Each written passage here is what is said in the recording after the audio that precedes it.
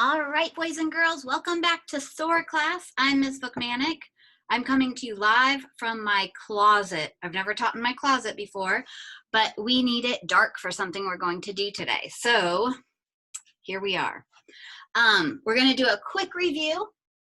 We started this week by reading the book A to Twist Scientist, and we talked about the scientific method and all the steps of an experiment. We did a simple experiment of folding a piece of paper, and we saw that we could fold a piece of paper in half 6 to 8 times. It didn't matter what size it was. It could be a regular piece of paper, it could be a small piece of paper, it could be a huge piece of paper, but it was always about 6 to 8 times that we could fold it in half. Then we read There's No Place Like Space. We did another little experiment where we had an earth ball and we recorded data of how many times we landed my thumb on land or water to see which there was more of, and we found out that there was more water on earth than land. And then we talked about the planets in the solar system, and we made our own sun with the 8 planets, and we labeled them with the first letters, and we learned that my very educated mother just served us noodles was a way to help us remember. So today we are going to go up into the sky, and we are going to talk about stars. Okay, now stars, we learn from an early age, we hear that little rhyme, twinkle twinkle little star, but do stars twinkle? We know that we go around and revolve around a giant star, which is called the sun. And a star is just a big ball of burning gas. So it's kind of like a giant fire that just hangs out in space. So all of those other stars are even farther away because a lot of them are bigger than the sun. They're just so far away from us that they look like teeny tiny specks. So I'm going to hopefully do a little demonstration today to show you about stars in the sky. So what I have here is a tank of water, and this is going to be our atmosphere. Okay, now we don't have water around us in our atmosphere, it's air. But we're going to use this to kind of show how the atmosphere works. So I have a piece of tinfoil, and I just folded it in half, and I'm going to make some holes through it. And these are going to represent, I'm going to use a pencil to poke through. These are going to represent our stars.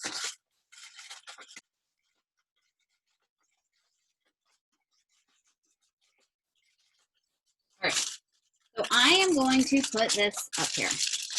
These are our stars, and this is the atmosphere, okay? I need to go turn off the lights, so give me a second. I'm going to turn on a flashlight so I can see my way back here. I'll be right back.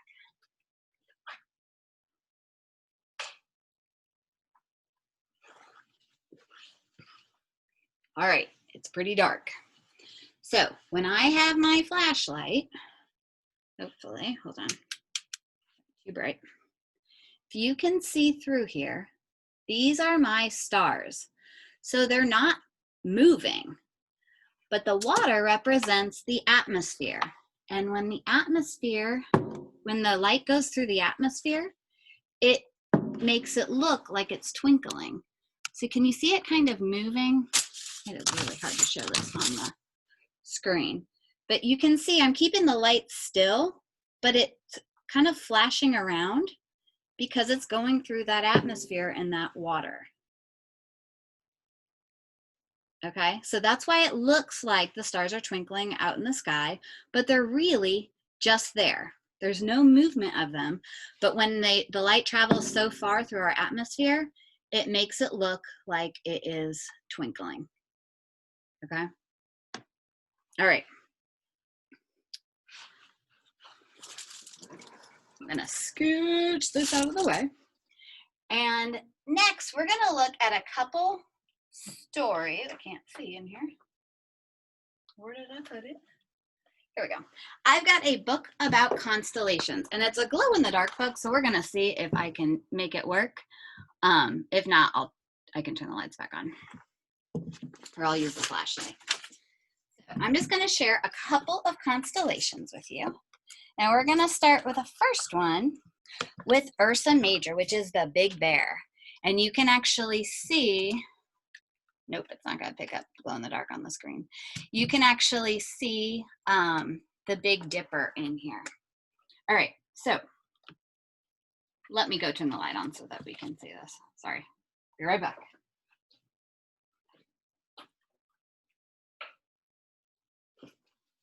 All right. So here is the big bear, or Ursa Major. And this story is that a goddess named Callisto was turned into a bear. One day her son saw the bear and followed it, not knowing he was hunting his own mother. Before she was hurt, Callisto was placed into the sky, safe from her son's arrows, and that's where she lives today. Okay, so you'll notice that a lot of these are Greek myths about constellations. These the stories go that they were placed into the sky for some reason. All right, this is Cassiopeia, or the queen, and she was very vain, which means she loved looking at herself in the mirror, and she did it all the time. She thought she was the most beautiful person and better looking than anybody else. This angered the gods so much that they got a sea monster to attack her kingdom, and then banished her or sent her into the sky for all of time. And for half of the year, she sits there in her throne, and the other half of the year, she hangs upside down in the sky for punishment. So you can find that constellation at night. And then I've got one more I'm going to show you. You might have heard of this one, Orion. He is the great hunter. And when you look in the sky, you can usually see his 3 stars as his belt. And then it goes up his arm for the his club. And then there are stars over here that make up his shield. And then there are some really bright ones that kind of make up his body. And the story of Orion is that he was a great hunter who bragged he could kill every animal on earth. Mother Nature did not approve of this, so she sent a giant scorpion to defeat Orion.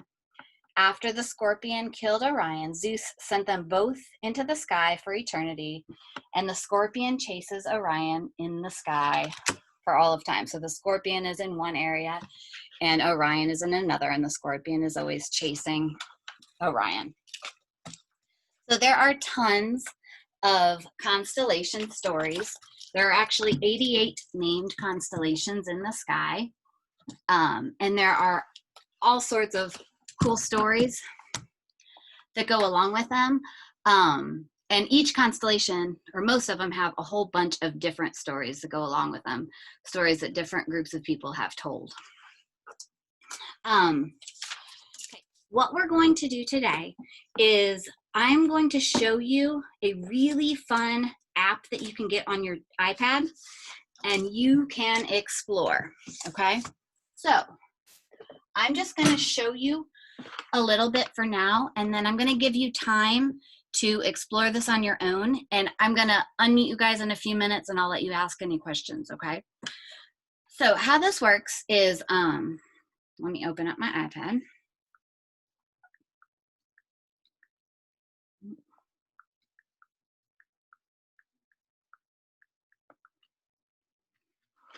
You guys have I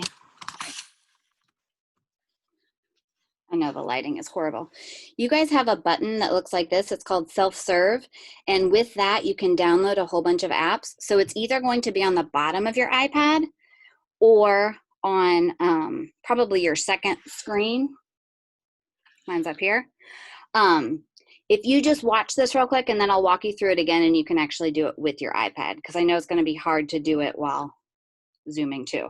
So if you click this, all of these apps are available to you to download. And the one we're going to look at today is called Star Chart. So it begins with an S. So you go down towards the bottom for the star chart, and it looks like a picture of Saturn. So if you click install, I've already installed it, so mine says reinstall. And then when you open it, it's going to look like this. And if you're in first grade and you were here last year, you might have done this app with me in class. Some of the classes did it.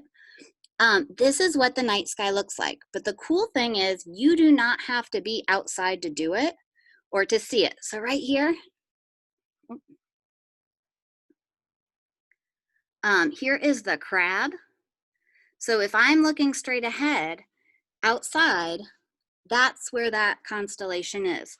And the constellations never go away. It's just during the daytime, the sun is so bright that we can't see them. So we have to wait till the sun goes away or sets so that we can see it. So if I click on the crab, it's going to show me what it looks like. It's going to show me the different stars that make it up, and there's different information on there. Okay. I can take it all over the place, and it's going to change because it's what's out in the sky. And since Earth is a sphere, I can even put it down and look what's underneath me on the other side of the Earth. So that's pretty cool. If you find where the sun is,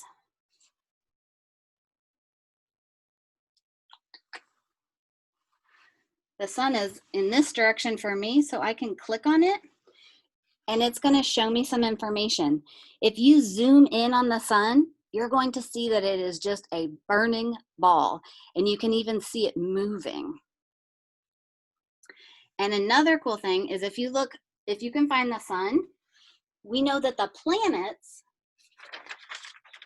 all go around the sun, so you can find the other planets. So they will be there's a dotted line that shows where they are in relation to the sun, so you can find those too.